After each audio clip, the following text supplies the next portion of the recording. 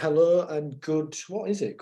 What day is it? Thursday, good Thursday and good afternoon. Of course, good afternoon to people in the UK and Europe. Good evening to anybody dialing in from that part of Asia or Australia. But of course, good morning to people in the US and Canada, because I did hear from a little birdie that we do have people from the US here today. So welcome. I've also got Sam Newman with me, handsome man. Hello, Sam. Thanks, mate. You're pretty handsome yourself as well. We're pretty good looking men, I think. I think so. That's what we think, but we'd probably have to do some consumer tests to verify. Yeah, we're not short of a bit of ego, but we get by. How are things with you, Sam? It's been a while, but it's good to have you back. Yeah, it's been great. I was just saying, I did my first sort of in-person conference last week that actually felt like it was a return to the before times, and just coincidentally, I've now got a horrible cold. I was about to say, did you get sick? Yeah, I was sick. Yeah, but you did. Yeah, it's not COVID, don't worry. But and you can't be infected via this. But it's the delights of getting out and hanging out with people. You know, the bumping into people in hallways, learning loads of new ideas, and then having your head stuffed up with a cold.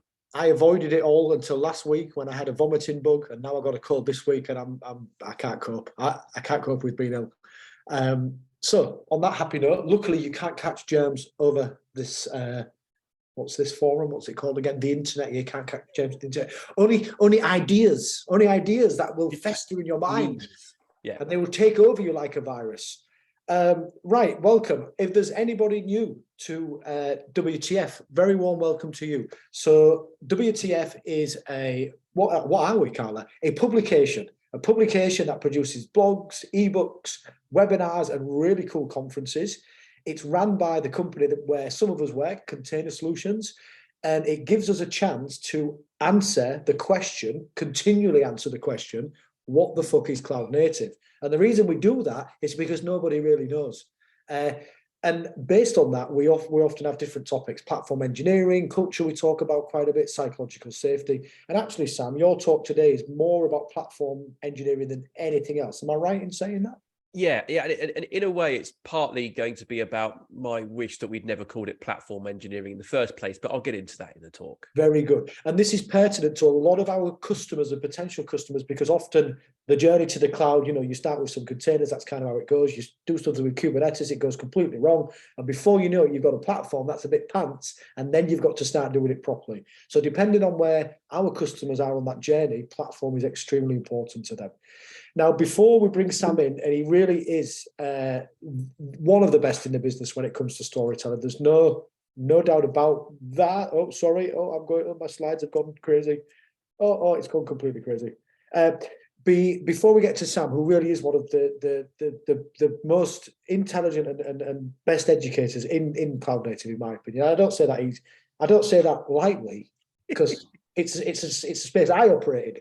Right. So anyway, before we get to Sam, a few announcements. So we're starting off with some housekeeping, then some announcements, upcoming events, things you can download. Now, we always do a gossip section.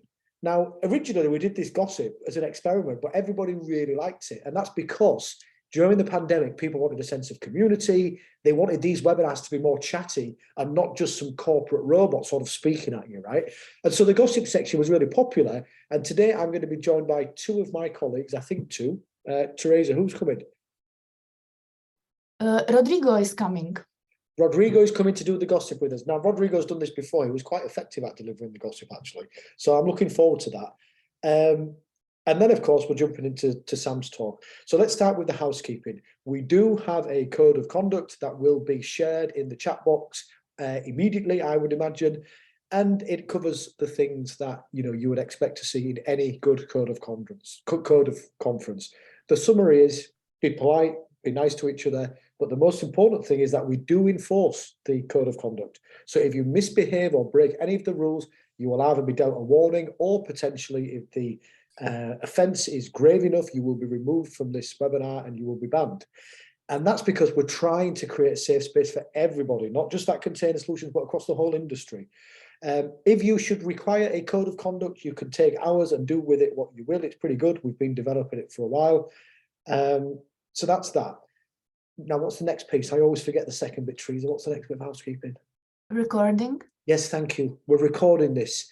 Yes, if you'd rather your face didn't appear, you can switch your camera off, although we do like to keep the cameras on because we're trying to create a bit of a real world feel. If you've really got an objection to being recorded, I'm afraid you'll have to leave the webinar now, but don't worry because you can watch it on replay, which we will distribute on Twitter, LinkedIn, and all the other channels that we use. Teresa, was that it on the housekeeping? Yeah. I'm getting old. Does anybody want to see my new glasses? This is what happens when you go mid-40s. I've taken them off because nobody's used to me wearing them, but actually I can't see anything right now, so I need to put them back on. Oh yeah, announcements. Right, here we go. You can subscribe to WTF. You can use that QR code or go to the website. We don't spam people. You can opt in if you're looking for a job, click that thing. If you want some more marketing collateral, click that. If you only want to be updated about free events and free content, click that box. We are not a spammy company. On the very rare occasion we get it wrong, let us know and it will be fixed ASAP. WTF is about knowledge transfer and community building. Speaking of which, we have a real life conference coming up. Sam, are you coming to this? I'm checking my calendar now. I'll try to get you a free ticket. I know the organisers. Oh, right. Great. That's quite handy. Yeah, right. I'm up to Lovelace. That's 4th and 5th. Yeah. So what the F is SRE? Nobody really knows what the answer to that question either, although it's a lot easier to answer than what the F is cloud native.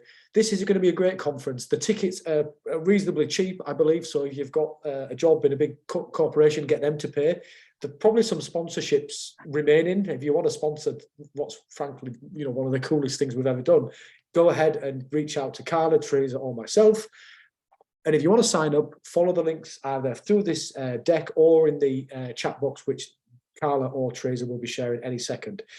There is going to be lots of stuff that you could imagine, SRE, bit of culture, etc. But there will be a focus on developer experience. Is that correct, Carla?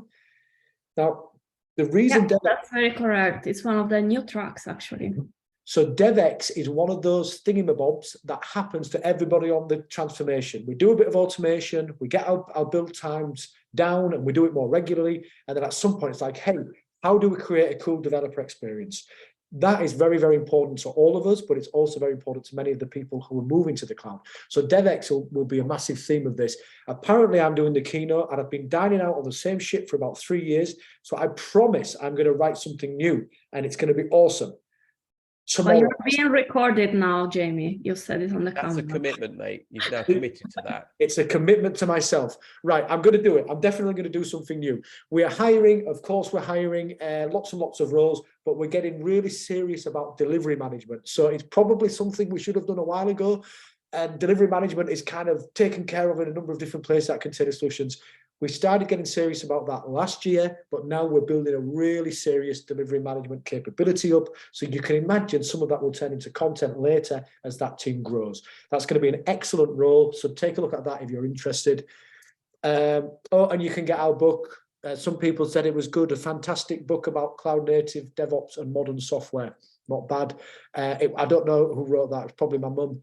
But our book is currently free to download. It's really cool. Nearly everybody who is sensible and on a cloud native journey reads the damn book. It's not really a page turner. It's a textbook. You're supposed to find what problem you've got, look in the book and find the solution. That's how Patton's books works. Too many S's in that sentence, Sam. Too many S's. So that's that. Now, without any further ado, then I am now going to bring in Rodrigo and he's going to tell us the gossip. And then we're going to get over to Sam and this wonderful talk. Rodrigo, where are you? Okay, can you hear me? We can hear you. We can hear you loud and clear. Awesome. So hello there, Rodrigo, cloud engineer for Container Solutions. Today we have two fresh news. First one is a report, a fresh report from companies, big enterprise, which is what is the biggest blocker to DevSecOps. Turns out that security teams and DevOps are not getting on. So this survey reviews that. I never did like the security people. I can understand that. Yeah. So 28% of CISOs are not confident that production apps are fully tested. And the reason it's really because security teams do not trust developers. They are always wanting to change and committing features. Identified as 55% of organizations as a top issue. So this data was gathered from Dynatrace, who commissioned a survey to 3,000 DevOps and security professionals in large enterprises. The good news, though, is that enterprises are very successful, committing frequent deployments, which is really the benefit of DevOps, with 78% updates every 12 hours in average.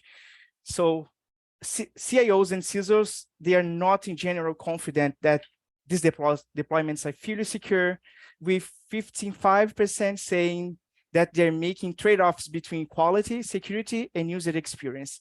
And under 1/3, CISOs feels that applications are fully tested for, needs to be fully tested for vulnerabilities before going live. So right. So Rodrigo, this was curated by Dynatrace. Is that correct? yes, Do they sell something to do with security? I think so. Of course they do. They're Dynatrace. They'll sell anything.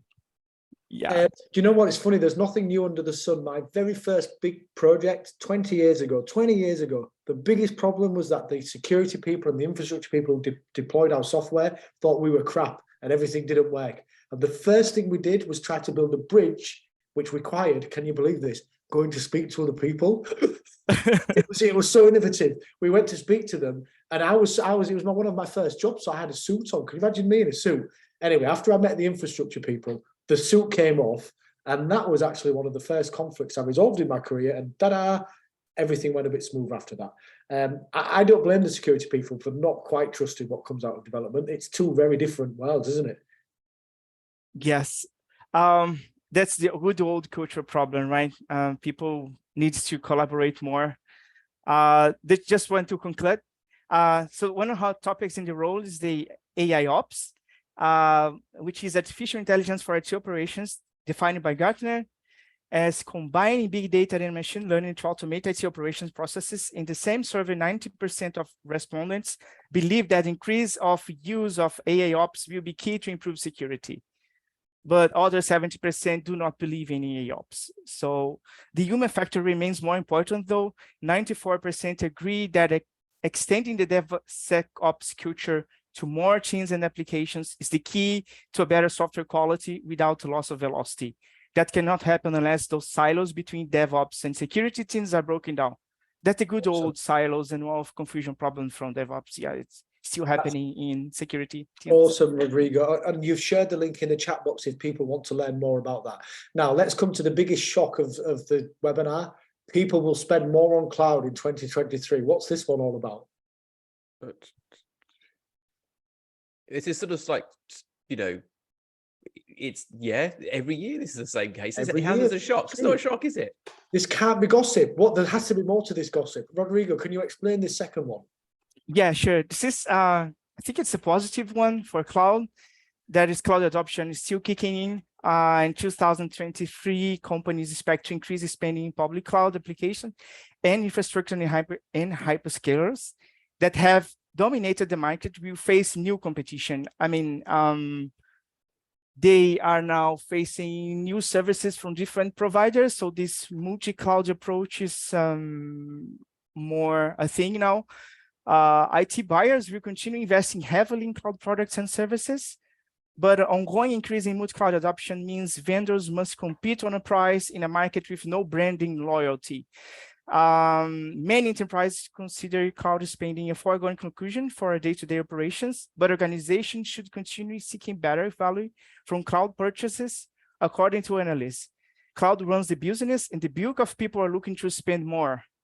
Did you say that the analysis revealed that there isn't brand loyalty?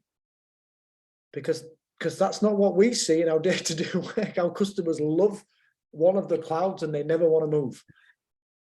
Yeah, it's like if you have this different provider with a better price, people might be turning out to multi-cloud for certain services. Right. That's what I understand. Yeah, I don't know. Right. I mean, if you're stuck in a bear trap, are you like really fond? Do you think fondly towards the bear trap, or are you just stuck in a bear trap? So I don't know. It's always loyalty versus, you know, I'm kind of stuck. Yeah, I'm stuck in a bear trap. It's called being the chief executive of Container Solutions. Right, very good. Okay, so cloud spending's going up. That's fantastic. I read something very funny on Twitter yesterday. I love being on Twitter. That's a good thing about working in sales and marketing. You get to do a lot on Twitter. It said the cloud is the only thing that will change technical debt into actual debt. I thought that was quite funny. Okay, Rodrigo, any more on that story? Yes. So just to conclude, so also in a recent survey from ESG, about 71% of IT decision makers to enterprise to mid-market expect to develop and deploy cloud-native applications in 2023, increase about 11% from 2002. More than half of survey correspondents, 59%, indicated spending on public cloud applications would increase in 2023, while 56% reported cloud infrastructure services spending would go up this year. And only a small of 3% respectively won't be sticking to one public cloud or either. And of course, a lot of this is, of course, because as people try to cut costs or optimize in difficult financial conditions, cloud is one way to alter the way you pay for things, and when it's done properly, when you have our help, when you have container solutions help, your cloud bills will go down, of course. Okay, Rodrigo, thank you very much for that gossip. I thought you did very well today. I'm just going to add one coda to that. Like if I've been looking at those stats of spend from IDC over year, you see public cloud spend increasing year on year. What you're also seeing increasing year on year is the spend on private cloud. Yes, people are spending more on public cloud. People are still buying their own servers, and I really wish they wouldn't, because they don't know what to do with them properly. But that's a different conversation for another day. So yeah, people still think they can do a good as job as AWS and Azure and everyone else does, and they probably can't. They probably can't. Yes, that's a message we try to help our customers to digest. Right. On that happy note, thank you, Rodrigo. If anybody would like to have Rodrigo's job, you can apply for a job at Container Solutions, where we 99% of the time mess around with cloud stuff. Between 1 and 10% of our time, we write, we talk, we go to our own conferences.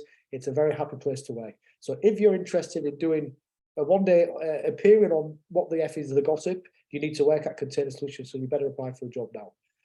Right, that's my final plug of the day. It was a bit shameless, that last one, actually. I regret saying that. Well, it's also you've advertised specifically, not jobs in general. You specifically said if you want Rodrigo's job. The implication being it's a one-in, one-out mechanism. No. If you apply for the job, we will. No, none of that. No, not Rodrigo. The same job that Rodrigo does. Don't worry, Rodrigo. You're fine.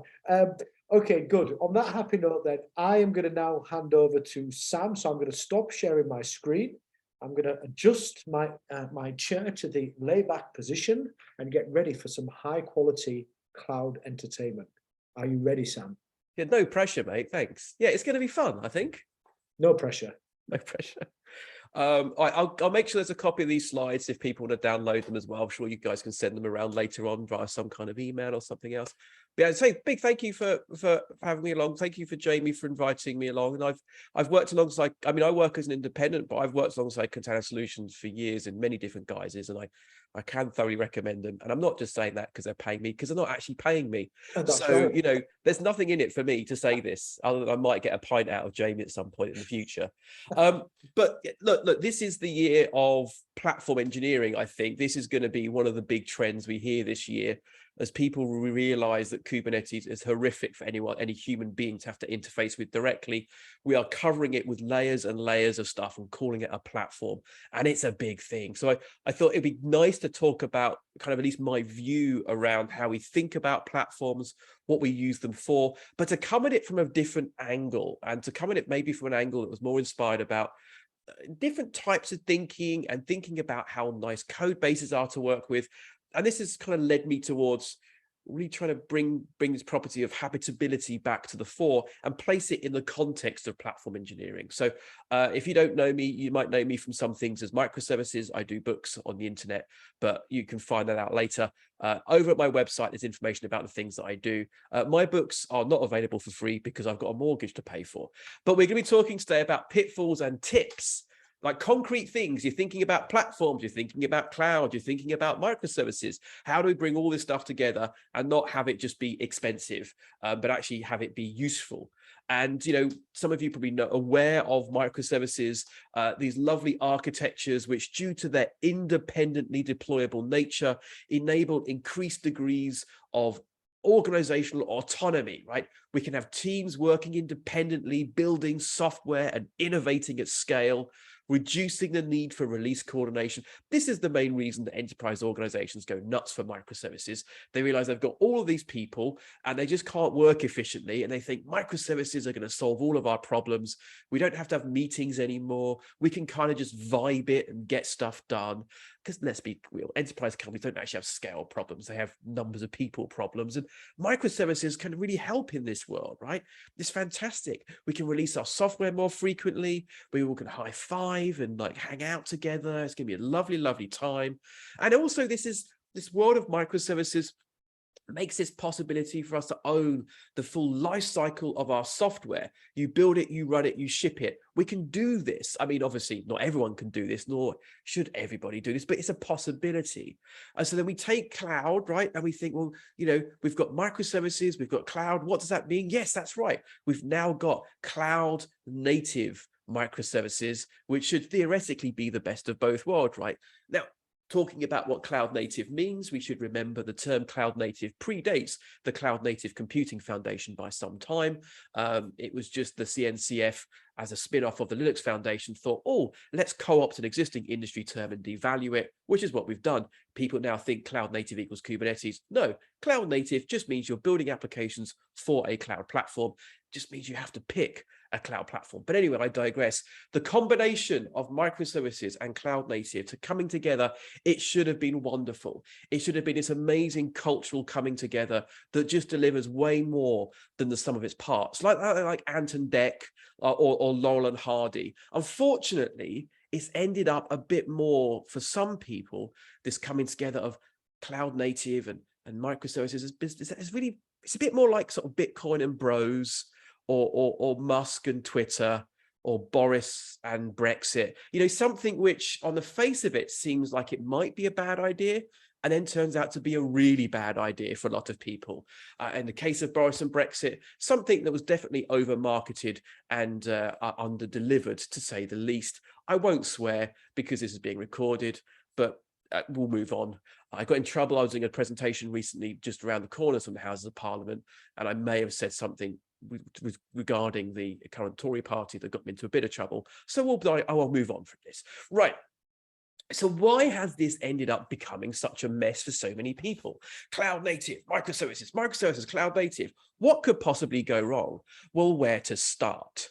So this is the initial problem a lot of us face. We're trying to make sense of this world. And when we think cloud native, I'll type cloud native into Google. I end up at the CNCF, and then I see this. This is the Cloud Native Computing Foundation landscape. Now, to be fair, this is a sign of success, of how successful the CNCF has been at bringing together different providers, different vendors to create things which are at least theoretically compatible with one another. But we see this and we are immediately overwhelmed. How do we know? How do they know we're overwhelmed? There's a little helpful comment at the top of this. It says, are you overwhelmed? Well, if you're overwhelmed, you can go and look at this interactive website that tries to help you navigate this crazy and chaotic landscape. And of course, whenever we see this, this little comment, what's actually going on in the back of our minds is, well, what are they actually saying is maybe I need to hire some really, really expensive consultants, or just get on with my life. They're also quite proud, though, of how successful this cloud native space has been. There's a new thing that's appeared on the Cloud Native Computing Foundation's landscape page, where they talk about how many different cards there are on that screen. There's over 1,000, I think there's 1,024. And they say that they're very proud that they've got over 3.5 million stars, because we all know what that means. And they've got a market, but these companies that are building stuff in the space of cloud native have a market cap of over $20 trillion. Now, obviously, there are some big players in here. Cisco's in there, Google, Microsoft, but there's a long tail. And those companies have taken on funding of $53 billion. So that's funding that's taken on. And that's not going to companies like Microsoft. This is your startups. This is your scale-ups. This is one of the 27 different service meshes that came out last year, or the 58 different API gateways that you could use.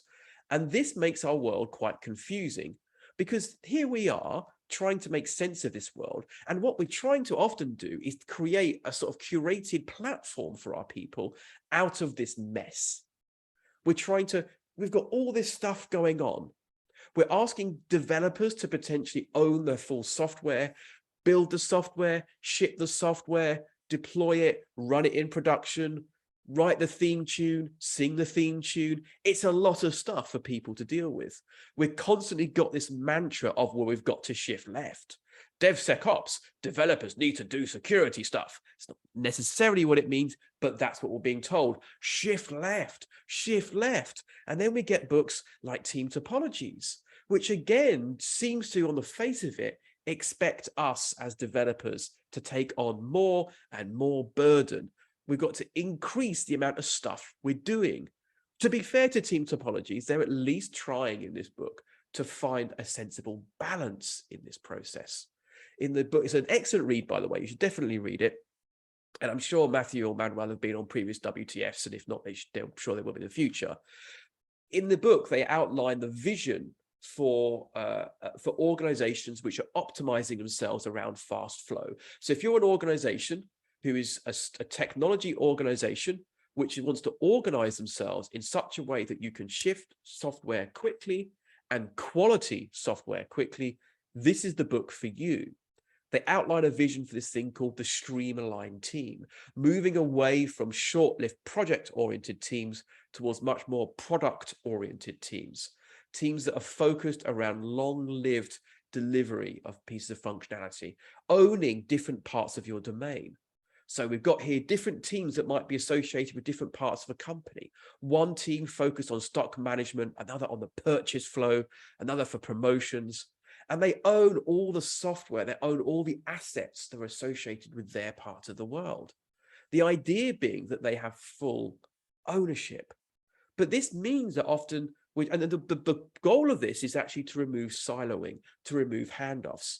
Rather than having separate dev and test and ops and security teams, we're trying to have these teams do more things for themselves, because if they're more self-sufficient, if they operate with higher autonomy, they can get more things done, and you can get more things done at scale. But then this becomes a problem. There's too much stuff for me to deal with. And then we say, it's okay. I've got a platform. And of course, as we know, platforms will deliver all promises to everybody, and they never, ever go wrong. We want our developers to do more, and the way we deal with this is by throwing more tools at them. Now, in the book, they talk a lot about this idea of cognitive load, that as individuals, there's only so much stuff we can deal with. And look, let's be real.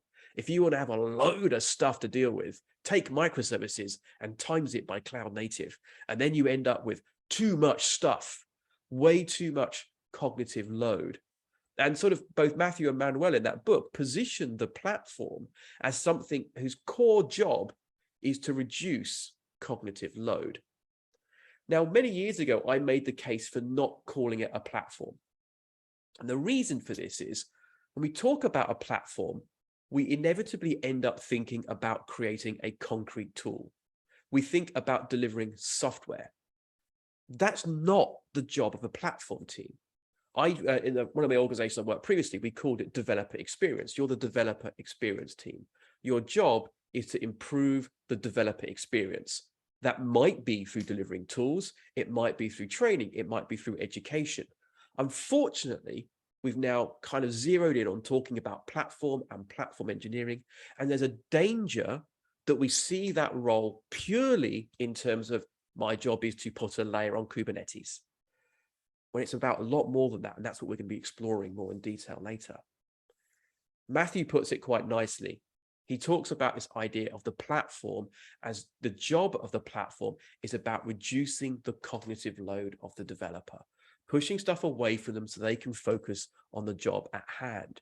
So if you're in an organization right now and you've got a platform, this is their job.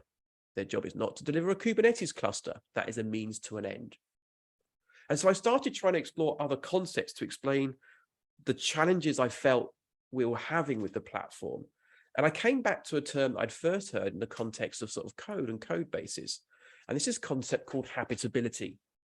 And habitability is actually something that comes from the built environment, but it's a concept I first encountered when talking about source code.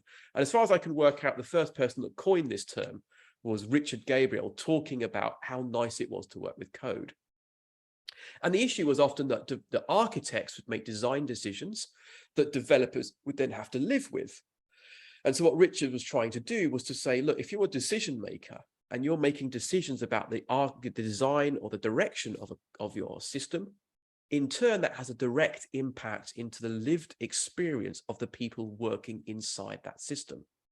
Habitability is a characteristic of source code that enables programmers coming to the code later in its life to understand its construction, its intentions, and to change it comfortably and confidently.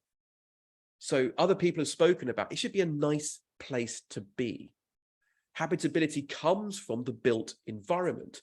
An architect building a building has a duty of care to the people that are going to live and operate into it. If you're making design decisions about a piece of code, you have a duty of care to the people that live inside it. And if you're delivering a platform, you have a duty of care to the people that are going to use it.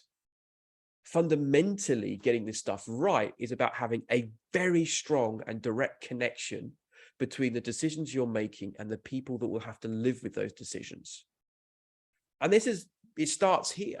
We have a responsibility to create working environments that make our colleagues' lives easier. Now, this term habitability comes from the built environment. It comes from the world of buildings and it comes from the world of architecture. And good architects will think about how a space is going to get used and design buildings accordingly. But they also will make decisions about what to not enforce, if that makes sense. The architect Mies van der Rohe is probably most famous for popularizing what we now think of as the modern skyscraper. He's sort of an architectural genius that doesn't necessarily deliver aesthetically pleasing buildings, because we tend to just see things in terms of the buildings he created in terms of just giant slabs. But they were often executed beautifully, but pioneered some really important concepts. Mies van der Rohe realized that by laying down the architecture of something, you were laying down a skeleton that was going to be hard to change later on. But that you have to accept that the people that were going to live and operate in that building may need to change that space. You couldn't necessarily predict the future. So the buildings, the modern skyscraper was based around the concept of basically a core of services, a shell, which a core of services where you'd have your lift shafts, your water, your plumbing, your electrics, with a wall which was structural, but nothing structural in between. This idea of the universal space being that people that could come into that space and reconfigure it based on their needs. The basic building was habitable, but you also recognize that habitability, coming back to Richard Gabriel's definition, was also about our ability to change how we used it. We couldn't change the core. We couldn't change the lift shafts easily. We had to accept that as a constraint in our system. But around that space, we could use it as we wanted to. So providing those core services and recognizing that we cannot predict how this space can be used. And, put a different way, you can't unpour concrete. This is a conversation I literally had with the CIO once. It's like, yeah, well, we poured the concrete and now people have to leave the building to get into the bottom floor. This stuff happens. And it happens in our system architecture too. And I see too many people when building platforms that don't have that connection are all about providing constraints upon what their developers are able to do, often for good intentions, but they have no real skin in the game when it comes to making that experience nice, to making that experience flexible. They're not thinking about the lived experience of the developer, because ultimately they're hiding behind their Kubernetes cluster. So I want you to have that idea at the back of your mind as we go through a few pitfalls and tips that I see around the use of platforms. And lots of these are built based on my real world experiences, but things to think about when you're developing your own platform. And look, ideally, don't call it a platform team, call it developer experience. But if you can't do that, at least pay attention to some of these thoughts that come up next. So many years ago, I was visiting a company in the north of England, and I sometimes do research visits. You know, it's often how I get information from my books. I went out to this is north of England, and they were kind of an interesting company, right? Nice people. And so I was chatting to the developers, understanding what it was like to work there, what things were working well, what things weren't working well. And when speaking to the devs, and the devs said, you know, what would you like? What would make your lives better? And the developers said to me, well, would love to actually have access to the public cloud. Because right now, if you want to provision a test environment or a dev environment, it's quite painful. So it'd be great if we could have access to the public cloud so that we could, you know, spin things up as we needed. And so I spoke to the boss and said, hi, boss, you know, your developers say they'd love to have the public cloud. Is that something you're interested in using? And the boss said, well, actually, Sam, we've already got the cloud. We're already using AWS. I'm like, you're already using AWS? I've had some developers. No, developers. You already got AWS. And the developers were confused by this. And so I dove a bit deeper as to what was going on here. And I found an interesting workflow, if you can put it this way. So yes, indeed, this company was using AWS. And the developers were sort of unaware of this. And the reason was, if the developers wanted to do anything, wanted to provision some infrastructure or whatever it is, they would raise a ticket with a system called Jira. Now, I think the reason people hate Jira is got nothing to do with Jira itself. It's more that people often use Jira to do stupid things. And I think this is a great example. I want to spin up a machine. What's the most effective way for me to do that? To raise a ticket. Those tickets would then get picked up by somebody in the operations team. The person in the operations team would then log into the AWS console, click a few buttons, then copy the details of the machine, put it back in the Jira ticket, and send it back to the developer. So this is something you could do, I guess, although this is obviously kind of missing the point of things like the public cloud, and especially missing the whole kind of reason for AWS existing in the first place. To an extent, it's like having a very expensive sports car and then sticking a wheel clamp on it. Yes, it's cost you a lot of money. No, you're not getting much value out of it at the end. And this is one of the first pitfalls we hear. Not really embracing a full culture of self-service, right?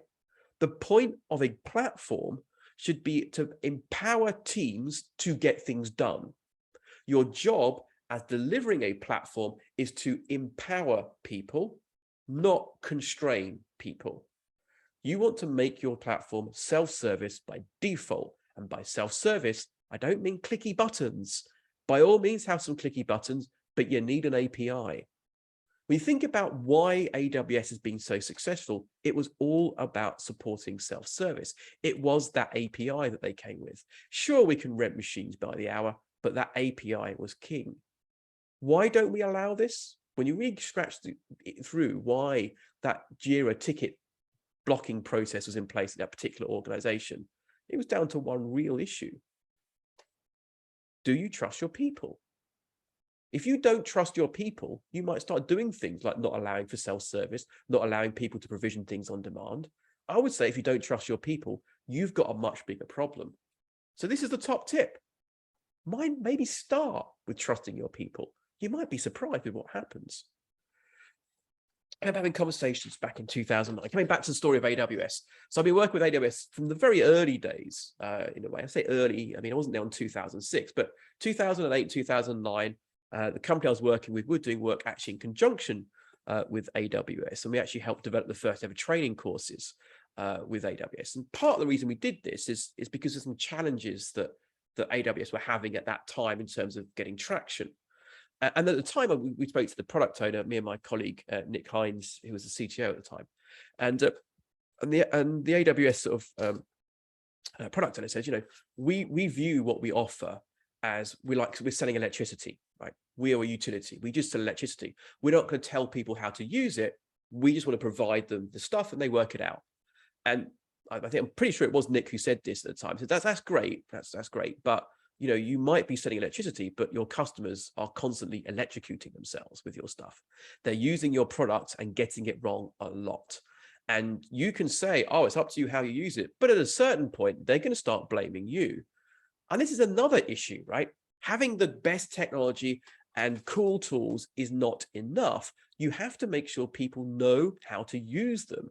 And this is another issue, right? The people that build the platform, they build the tools, and they have the, if they build it, they will come idea. And it's like, why would they come again? Do they know what it is you've done for them? Do they know how to use it? If you're a person in charge or part of building that platform team, it's not just about building platform. It's got to be about enablement. Is your team going out and spending time doing outreach?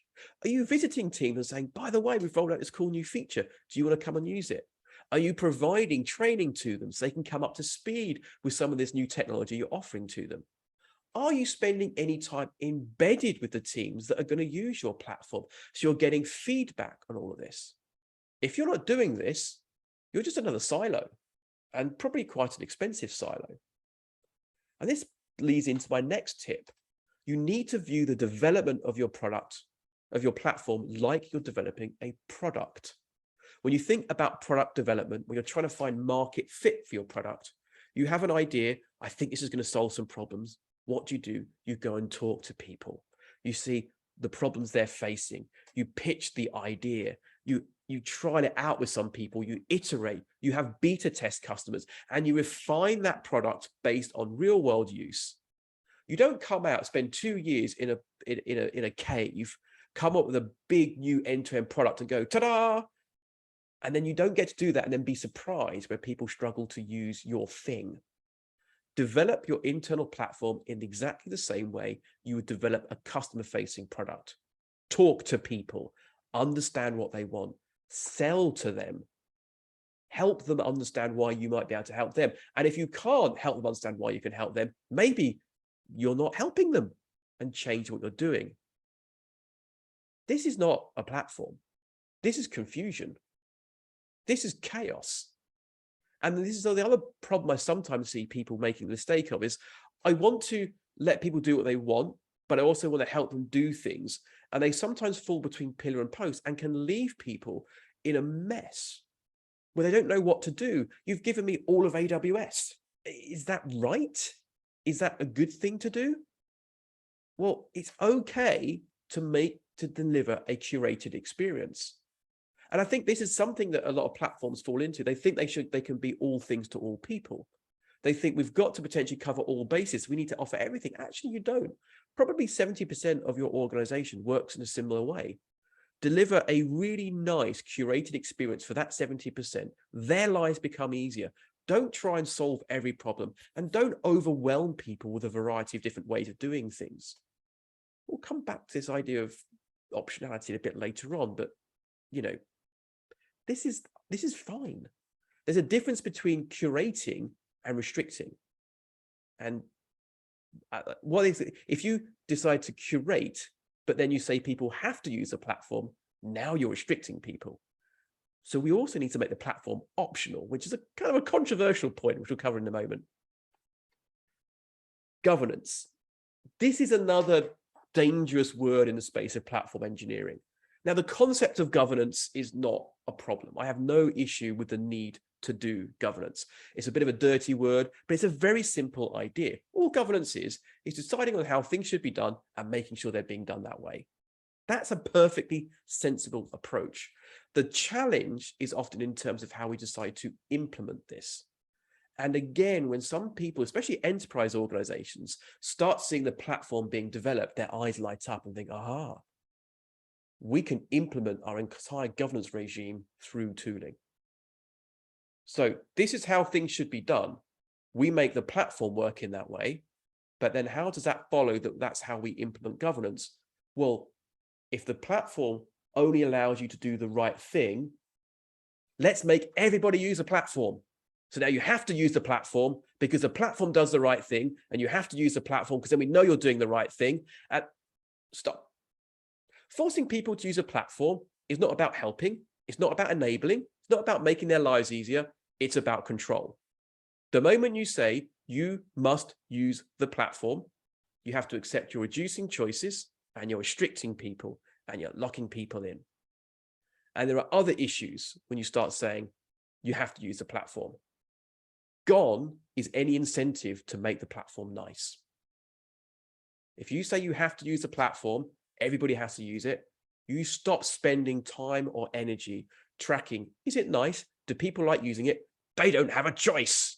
They use it or they leave. And that's also a bit of a lie, isn't it? Because even if you say that you have to use the platform, there is this little thing called shadow IT. We've all heard of shadow IT. All spooky. Ooh, shadow IT. Right? Shadow IT, broadly speaking, is any IT solution not directly provisioned by internal IT, right? We hit constraints. You must use the platform. You make people's lives miserable. What do they do? Well, look, let's be clear. When you make people's lives miserable, they're either going to try and find ways to bypass your control to get the job done, or they're going to leave. And actually, the people that are so committed to getting their job done that they find ways to solve problems despite the controls you put in place, I often think those people should be rewarded. Instead, we tend to demonize them. A lot of the problems around governance is it's one way. Again, like the platform, we're saying you have to do this, but we're not explaining why. And without explaining why we want things done in a certain way, we make it very difficult for teams to interpret this effectively. I find it very odd that some enterprise organizations talk about wanting these lovely autonomous self-organizing teams and also want to strictly enforce governance through a mandatory platform. Those goals do not align. Now, what we should do when we're creating that curated experience is making it as easy as possible to do the right thing. For the people that want to use that nice curated platform experience, out of the box, it should deliver that paved road. You want to get somewhere? Well, look, we've delivered this lovely road for you, this paved road for you. You can get where you're going, and while following that road, you'll be okay by us. You'll be doing all the right things, and it's going to be, and you know what? We're going to make sure it's a nice experience. It's going to be a beautifully curated path. There are going to be park benches where you can sit back and relax. You can feed the ducks on your way. But we also accept that sometimes your destination might be a bit different to the one we had in mind. And you might need to go off the beaten path, and you might need to go through the woods to get to your destination. And that's okay. But in that situation, you're going to be on your own, and we allow that to happen. But then the onus is on you to do the right things. But if you stick to our paved path, we'll do the right things for you. And this is the model that people don't seem to quite get right. They say it's not a choice, it's a requirement. That's not a paved path, that's a railway. You get on the tracks, you go in that direction, that's all you can do. So providing that paved path metaphor is really useful. We're not trying to solve all problems for everybody necessarily. We're trying to solve the majority of the problems. We're going to give you a nice, really easy to use curated experience that you can opt into. And when you do, the right things just happen. But you can also have tools around you which can help around governance and educate people at the same time. A great example of this would be the BizOps system that the Financial Times developed. So for any service running inside that organization, there will be certain things that your service had to do. It would say, okay, we need health check endpoints. We need to know what your SLAs are and everything else. And as a service owner, you're like, well, some of this stuff is done for me by the frameworks or the platform that I'm opting into. But there would also be guidance. Why is this important? Oh, this is an issue. Click here to find out more. They were using the tools not just to help check what's being done, but also to educate their staff about how to do more. Nowadays, the FT had to build this thing from scratch. Nowadays, of course, you can start building your own plugins on top of Backstage or something similar. You can explain to people how you want things to work, but educate them at the same time. And that does mean that when they can't use your platform, they can't use that paved road you've laid down, they're going to be able to maybe do the right thing in their own time and in their own spaces. But this idea of making the platform optional is so important. And the problem with this is it's so often so hard to convince people because they've put a massive capital and operational outlay into building a platform in the first place. So they want return on that investment. And they think the way they get that is by making people use it. And of course, the big problem is you spent a huge amount of money up front. Don't do that. Build a little bit of a platform, find some people that want to use it. And if no one wants to use it, you can stop building a bloody platform because it was rubbish, right? Treat it like a product. Make it optional. That will encourage you to make sure that you're focused on ease of use. It will also allow for alternative solutions where warranted. In any enterprise organization, there may be 1,000 different ways of deploying software, there might need to be about 4 or 5 different ways of doing it when we actually distill it down. There will not be one platform that can solve all problems, and accept that. Treat it like a paved road, not a railway track. I want to summarize these things quickly so we can have some fun with some Q&A. But so just to summarize, here's the pitfalls. Not enabling self-service, right? You've got to do this, right? If we come back to the concept of habitability in the built environment, your platform is not a jail, right? Your platform is a place of work. I come in, I get what I need when I need it. The second issue is not helping people use these tools well. Some of these systems can be complicated. By building a platform, yes, we're trying to offload that cognitive load, but there will also be an education piece. What are you doing to help people use these platforms and experience them and use them properly? And the third pitfall is trying to implement governance entirely through tool chains. This really leads to ideas like everyone's got to use the platform, not explaining, constraining. Trust your people. Treat your platform like a product. Remember, it's okay to deliver a curated experience. Provide that paved road that makes the 70% use case as easy as possible to do, but allow people alternatives and make that platform optional. But if I had to distill it all down into just one piece of knowledge, it would be to really start by trusting your people. So many of the dysfunctions I see around the platform come from this. And ultimately, not really considering the lived experience of the people that are going to end up using this platform. If you don't care about what their day-to-day lives are like, it's very easy to build awful platforms for them. Remember, when you're making a decision about developing a platform, you are making a huge amount of, this is so much going to be about what they live. They come up, they work 8 hours a day for you, 5 days a week, and they're going to spend so much of that time working with this thing. You have the power to make their lives nicer or not. And I think it starts with trusting your people that they're going to want to do the right thing, but also caring even one iota about the impact you have on them. Anyway, thanks for your time. I think we're going to leave it there. Had some questions. Yeah. Thank you, Joe. Some of that stuff's a bit controversial, but you know. I've got the questions, Sam, and I will monitor the chat, and I'll just filter out anybody I don't like. No, fair enough. Yeah, I won't let them ask. Right, firstly, so we do a lot of this. I mentioned earlier, we do a lot of platform engineering, and often when we are working with new teams, we'll say you have to have a platform, you know, treat it like a product. And then they start to think, and then they're like, well, what do you mean? Do we have to go and speak to application teams and do market research on them and find out what their needs are? And I'm like, yes, that's exactly what you need to do. That's a bit, it's easy to say, and most people have read team topologies, they've glanced through it, but companies don't really realize what this means. So all the things that matter in product development, prioritize backlogs, big epics, saying no. The iPhone, you don't get every feature you want. They design the iPhone, your teams will design your platform. It's a real difficult thing for many customers to get their heads around. That saying no thing is also important. So a big part of product development is saying no. However, if you're saying everybody has to use the platform, then you have another problem, which is the platform now has to solve all problems, which now means you can't say no.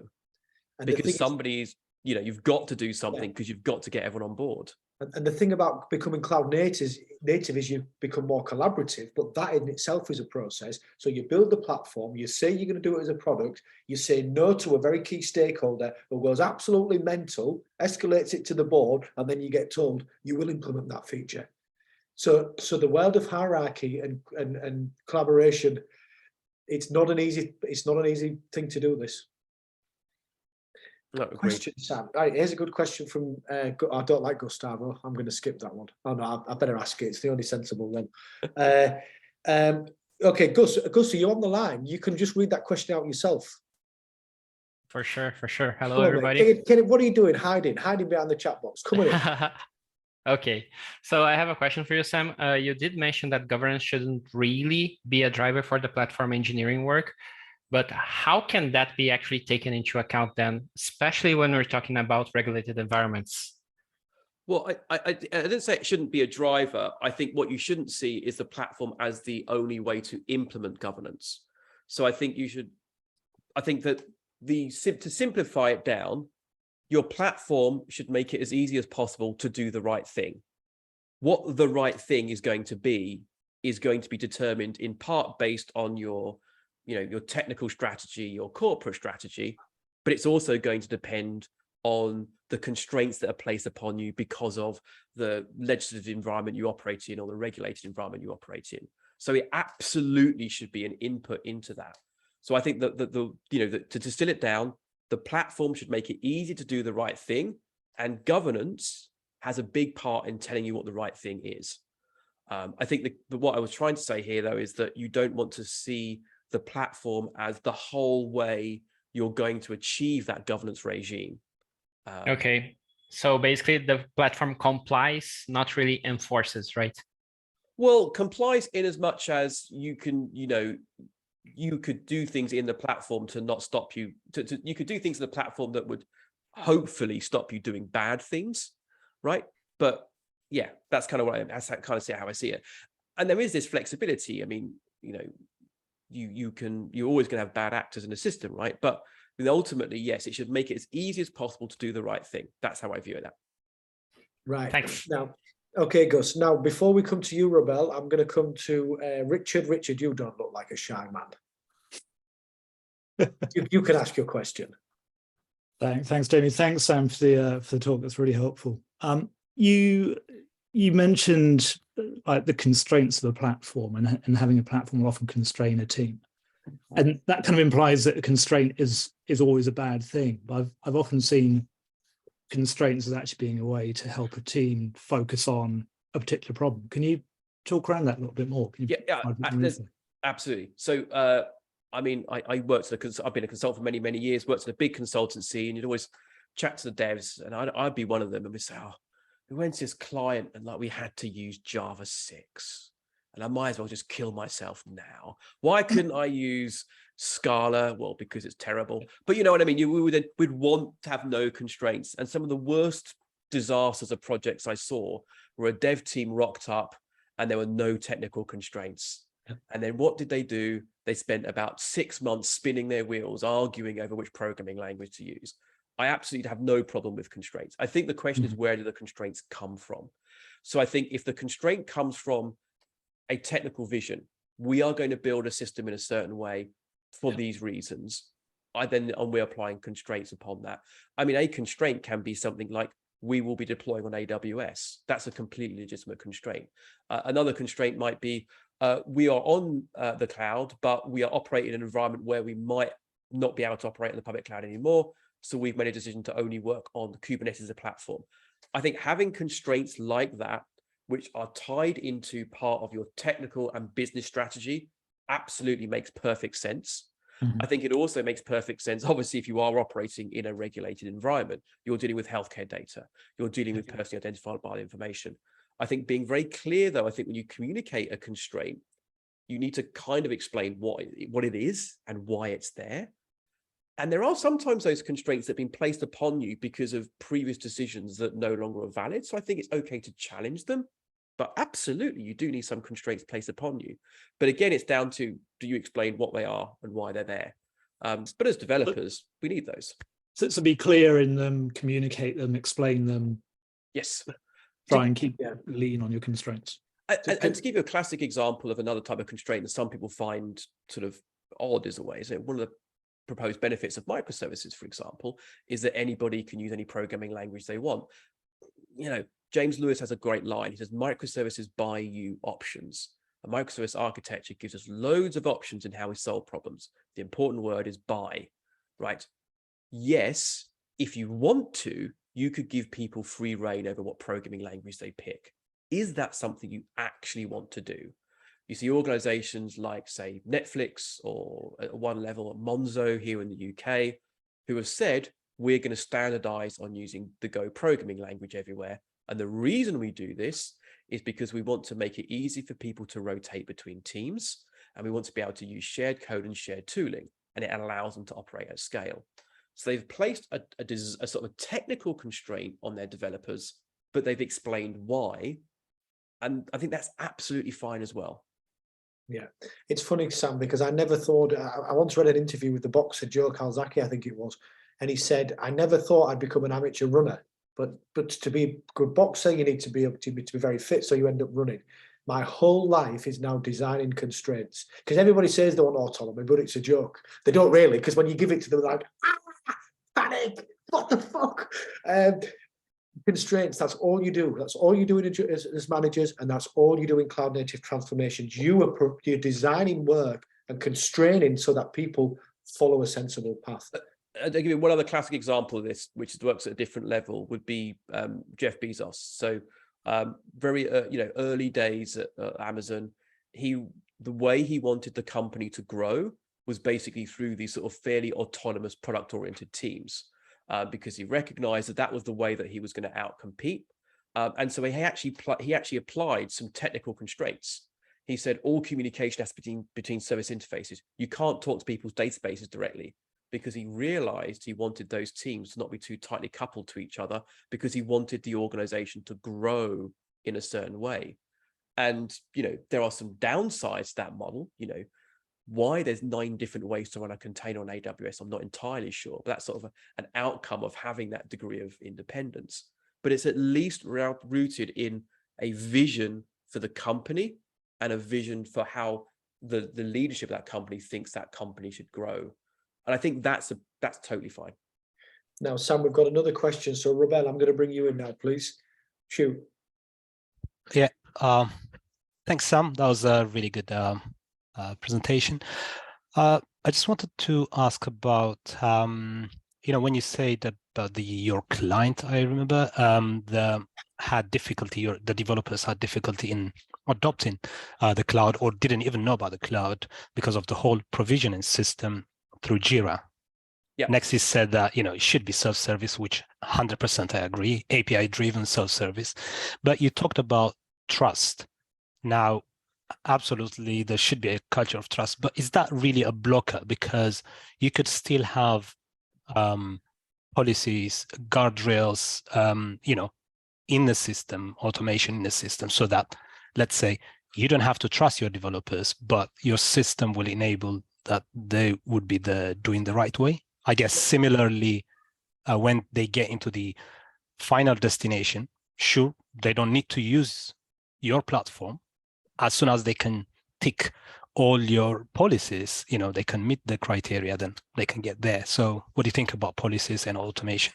Well, so I think there's a couple of things to say. Firstly, the trust thing, there's always the other bit, that when you trust people, when you give people autonomy, is that there should be trust and verify, right? So there should be some verification going on. So there's that to say. There's also to say that even as you mentioned, within, say, giving people API access to the cloud, there's things you can do to limit the impact of mistakes that are made. And a lot of those are just sensible things you do from a security standpoint anyway, placing limits on how many resources you can spin up, limiting what data you have access to. These are just common sense things you do, which often are not about the individual. They're often just sensible, principle of least privilege type security measures that you're going to put into place. Coming back to the idea of being on the platform or off the platform, if you clearly articulate what you want to do and why you want it done that way, and then you say this platform or this set of tools does this for you, and then you say, but if you don't want to use it, you still need to do these things, then the ownership falls back onto the person making a decision not to use the platform. So I saw this both at Google and at SoundCloud, right? So Google, if you use one of the blessed languages, at the time I was there, like 4 different languages, right? If you used JavaScript, Java, C++, or Python, those languages were really well supported. The runtimes would work as expected. There would not be a single question or quibble, and an awful lot of boxes would automatically get ticked. The moment you decided to go and say, I'm going to write something in Haskell, well, there's now a lot more hoops you've got to jump through. And then you would have to justify going off piste.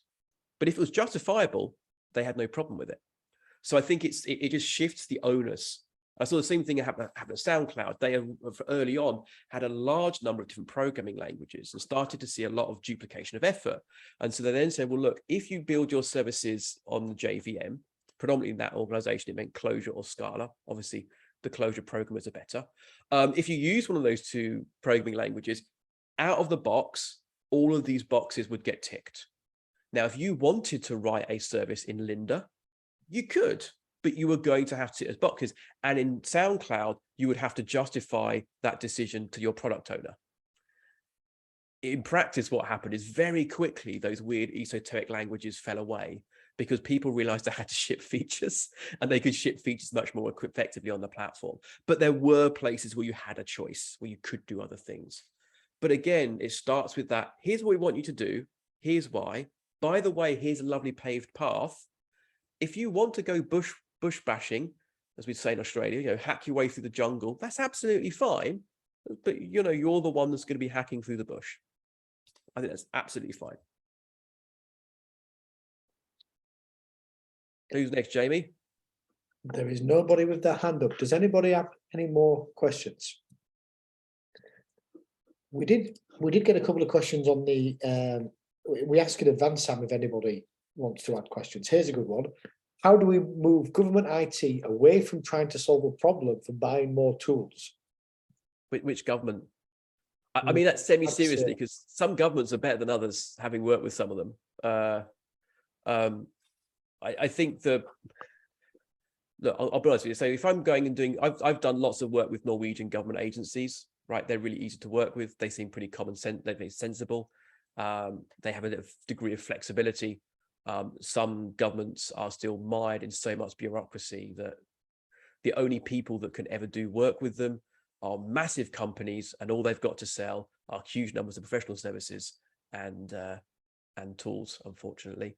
I'm deeply depressed that a lot of the stuff that GDS was doing here in the UK has been dismantled and watered down. It's one of the only things that the Tories sort of did right, was the work done at GDS. So I think it depends an awful lot on what government you're talking about. The Estonian government do some amazing stuff in this space, right? Norwegian government's doing pretty well as well, but I mean, we're still better than the US, but that ain't saying a lot here in the UK. I think the problem is often in historically with the government sector has been the idea of buying tools and outsourcing is because the government hasn't traditionally felt that they were in the software business. They didn't have their own techies internally. They didn't have their own expertise in-house.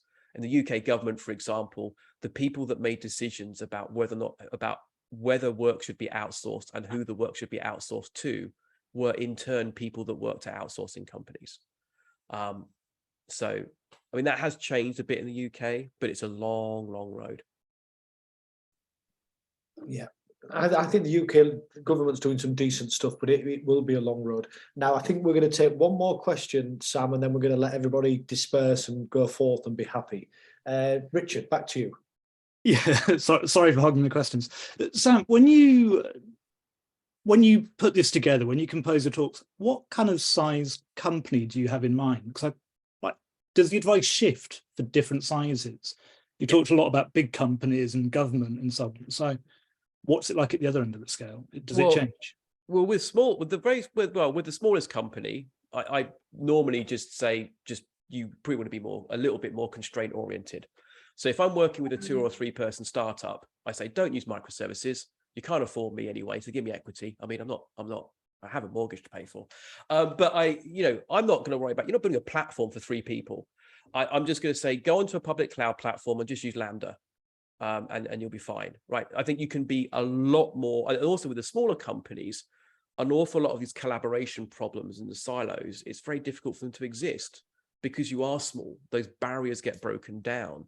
So this is more, I mean, almost by definition, this particular talk is pitched to any organization big enough to justify building a platform. And that doesn't tend to be a small 5 or 10 person company. I mean, look, if you're a 5 person company, you don't want microservices. You almost certainly don't want Kubernetes. I mean, God, can you imagine? You've got other things to get on with. It's only when we get to that level of scale. And I think as well that when I do different versions for different companies, I'll chat to them beforehand. Some will have different governance policies. So, the people who are building platforms, it's really the very medium to large size at the end of the spectrum here. But I do see a lot of enterprises who are very top-down centric, who are sort of a bit scared of this idea of teams and developers with autonomy are sort of seeing the platform as their way of wresting back control. And it's like, you've really missed the point. You've totally missed the point. On that wonderful note, before we say thank you to Sam, I've got one more request. You probably remember Lord Kitchener, or a very famous poster of Lord Kitchener saying, what did he say? About to say, Jamie, you that old? You remember Kitchener? You remember that? What did he say? Your country needs you, I want you. What was that poster? Yeah, something like that, yeah. Right, WTF needs you. It's loyal regulars. I recognise a lot of faces today. It's great that people keep coming back, but we want to get our numbers continually climbing up, up, up. So my only request is, if you enjoy this stuff, please share it. Please bring your friends and bring your colleagues from the companies you work at, and please consider coming to the conference in London. Now, obviously, if you have to travel, don't do it. But, you know, we're trying to keep the momentum going, and we work really, really hard at it. So that's my request for you. I think we all love coming together, but communities require all of us to sort of chip in, and that's something we're trying to stimulate.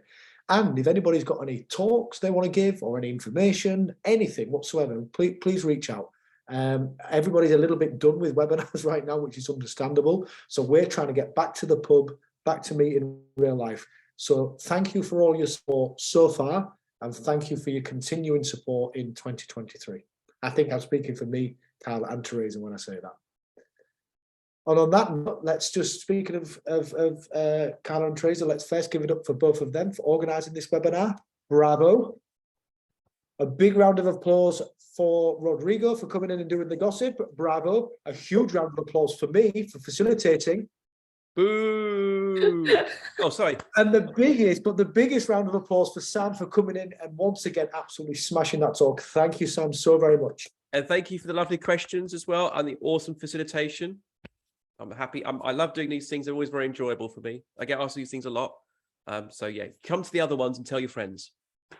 Awesome. Right. And on that note, happy Thursday, everybody. It's nearly Friday. We're almost there. We'll see you next time. Bye. Bye, everybody. Bye. Bye. Bye.